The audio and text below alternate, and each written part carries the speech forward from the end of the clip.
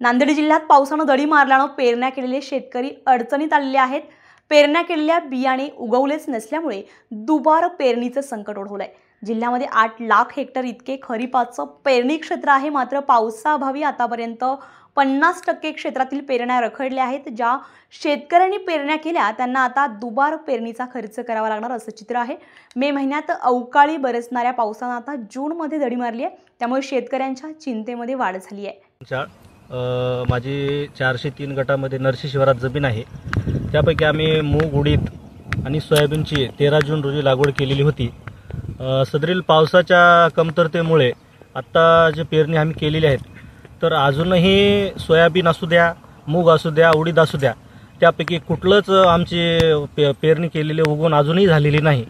आता आम्हाला असं वाटतं की बाबा दुबार पेरणीचं संकट येते की काय, याबद्दल आम्हाला चिंता लागलेली आहे। काय किती आला खर्च? सर आम्हाला सदरील 6 एकरसाठी सर 1,40,000 रुपये खर्च आलेला आहे। आता सध्या तर पाण्याअभावी काही रोपे कुठेतरी निघालेली आहेत। जवळपास पेरणी केल्याच्यानंतर सर 20%च आमचं आत्ताच उगवण क्षमता दिसत आहे। तर जवळपास 80% आम्हाला अजून उगवण क्षमता झालेली नाही, फक्त म्हणजे पाण्याअभावामुळे। जर पाणी जर असं आलं नाही सध्या, तर पूर्ण पिके 20% आलेले पण आमच्या हातातून निघून जातील। शेतीसाठी आम्ही बी बियाण्यासाठी जे खर्च केलो 1,40,000, त्यासाठी आम्हाला ह्या मातीत टाकलेले 1,40,000 आमचे निघतील का नाही याची आता आम्हाला खात्री उरली नाही।